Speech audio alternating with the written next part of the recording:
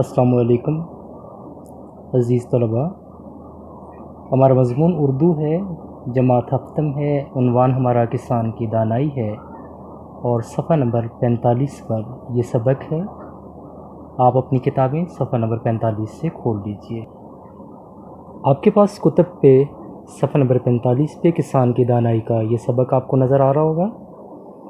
सबसे पहले हम सबक के कुछ ख़ास अल्फाज, जिनको मुश्किल अल्फाज भी कहा जाता है, जिनको नए अल्फाज भी कहा जाता है, उनके मानी देख लेते हैं।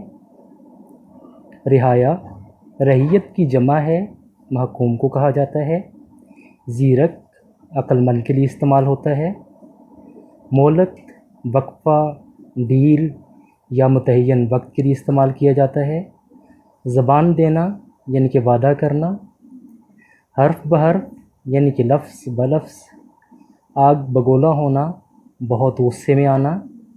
खाकसार मिसले खाक आजिज़ को कहा जाता है।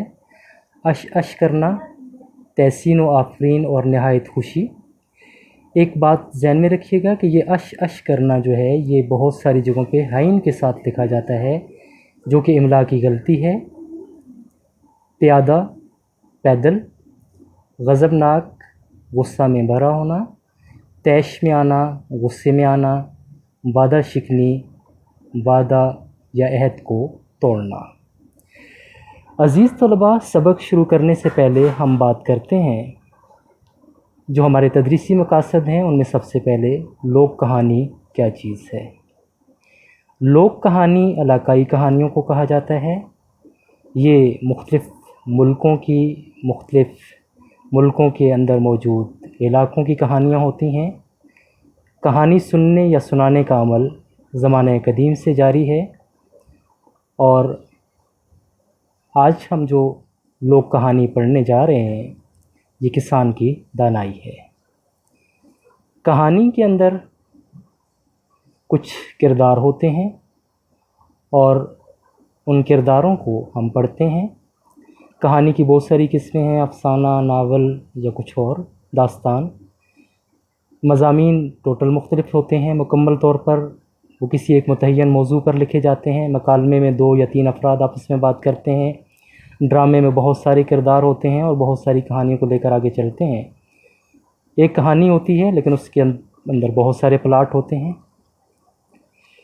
तो हमारी आज की जो कहानी है किसान की दानाई, हम सबसे पहले इसकी बुलंद ख़्वानी करना चाहेंगे। पुराने वक्तों की बात है, किसी मुल्क पर एक रहम दिल बादशाह हुकूमत करता था। वो अपनी रिहाया का बहुत ख्याल रखता था, यानी कि अपनी रहियत का ख्याल रखता था। उसकी रिहाया उससे बहुत खुश थी। बादशाह कभी कभी अपने महल से बाहर निकलता, वो आम लोगों से मिलता जुलता, उनसे बातें करता और उनके हालात दरियाफ़्त करता। एक दिन बादशाह किसी गाँव की तरफ निकल गया। उसे एक किसान नज़र आया, वो अपने खेत में काम कर रहा था। बादशाह ने किसान को सलाम किया। किसान बादशाह सलामत को अपने रूबरू देखकर बेहद खुश हुआ। रूबरू के मानी होंगे अपने सामने देखकर, आमने सामने देखकर, वो दोनों एक दूसरे के आमने सामने थे। बादशाह ने किसान से पूछा, तुम इस खेत से कितना कमा लेते हो? किसान ने अदब से जवाब दिया, बादशाह सलामत, यूँ समझ लीजिए रोज़ का 1 रुपया कमा लेता हूँ। बादशाह ने पूछा, तुम उस 1 रुपये का क्या करते हो? किसान ने अर्ज़ किया, आली जा, उस रुपये से 4 आने तो खा लेता हूँ, 4 आने कर्ज़ उतारता हूँ, 4 आने कर्ज़ देता हूँ और बाकी बच्चे 4 आने उन्हें कुएं में फेंक देता हूँ। अज़ीज़ तलबा, इससे पहले जो 1 रुपया होता था उसमें 25 पैसे होते थे, उसको 4 आने कहा जाता था। 50 पैसे होते थे, उनको 8 आने कहा जाता था। और 1 रुपया होता था जो कि 16 आने होते थे और वो 1 रुपया कहलाता था। बादशाह ने कहा, मेरी समझ में तुम्हारी बात नहीं आई, मुझे इसका मतलब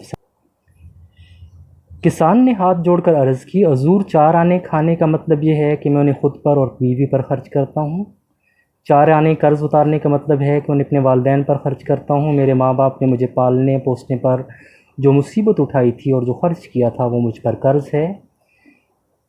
यानी कि अपने माँ बाप का हक़ अदा करने की किसी हद तक कोशिश करता हूँ। मैं अपने माँ बाप पर उनको ख़र्च करता हूँ। किसान कहते हैं उसे मुकम्मल तौर पर उतारना तो मेरे बस में नहीं, मगर कोशिश करता हूँ कि कुछ ना कुछ उतार दूँ। 4 आने कर्ज देने का मतलब है कि उन्हें अपने बच्चों पर खर्च करता हूँ, कि जब मैं बूढ़ा और कमज़ोर हो जाऊँ तो मेरी औलाद मेरी देखभाल और खुदमत करे।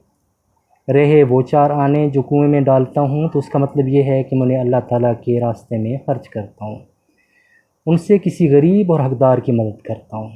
एक बहुत अज़ीज़ तलबा, आप देखें, बेहतरीन उस शख्स की तकसीम है कि अल्लाह ने जो उसको दिया उसमें उसने अपने आसपास के तमाम लोगों का ख्याल रखा और उन तमाम लोगों पे वो खर्च करता है। बादशाह ने किसान की ये बातें सुनी तो उसे बहुत खुशी हुई कि उसकी रियाया में इतने नेकदिल लोग रहते हैं। उसने किसान को इनाम दिया और कहा, जब तक तुम मेरा मुंह 100 बार न देख लो और इस बात का जिक्र किसी से न करना। किसान ने वादा कर लिया। बादशाह अपने घोड़े पर सवार होकर वापस अपने महल में चला गया। अज़ीज़ तलबा, हम अपने आज के सबक को यहीं पे ख़त्म करना चाहेंगे। आप इस सबक को अपने घर में पढ़िए। कोशिश कीजिए कि कोई एक किताब तलाश कीजिए जिसमें आपको लोक कहानियाँ मिलें। उन लोक कहानियों को पढ़ें, क्योंकि ये लोक कहानियाँ अपने अंदर एक ख़ास सबक रखती हैं, उनका एक ख़ास नतीजा होता है। आप यूँ भी कीजिए। इसके अलावा अज़ीज़ तलबा, आप अपनी किताब के सबक के मशक पे आएँ, जो कि सफ़ा नंबर 48 पर है। आपके पास सबसे पहला सवाल है, इन सवालों के जवाब दें। हमने जो हिस्सा आज पढ़ा है उसमें हमारी इस मशक के 4 सवालों के जवाब मौजूद हैं। आपने इन 4 सवालों के जवाब तलाश करने हैं और अपने पास अपनी नोटबुक पर इनको तहरीर करना है। लोक कहानी से क्या मुराद है? मैंने आपको बताया कि लोक कहानी इलाकाई कहानियों को कहा जाता है, और इलाकाई कहानियाँ मुख्तलिफ़ मुल्कों की भी होती हैं। हमें जापान की इलाकाई कहानियाँ मिलती हैं, नेपाल की लोक कहानियाँ मिलती हैं, पाकिस्तान के अपने अंदरूनी सूबाई हमें लोक कहानियाँ मिलती हैं, पंजाब की, सिंध की, खैबर पख्तूनख्वा की, बलूचिस्तान की। बादशाह ने किसान से क्या सवाल किया? ये दूसरा सवाल है आपके पास। 4 आने कुएं में डालने का क्या मतलब है? ये आपके पास तीसरा सवाल है। और चौथा सवाल, वालिदैन का कर्ज़ उतारने से क्या मुराद है? अज़ीज़ तलबा, जो हमने आज अपने सबक का हिस्सा पढ़ा उसमें इन 4 सवालों के जवाब आपको मिलते हैं। आप तलाश कीजिएगा और अपने पास लिखिएगा। आज के आपका जो तफवीज़ी काम है उसमें दूसरा सवाल, जो कि आपकी मशक का है, दुरुस्त जवाब पर टिक का निशान लगाइए। आप सबक को पढ़िए, दुरुस्त जवाब तलाश कीजिए और उनको अपने पास लिखिए।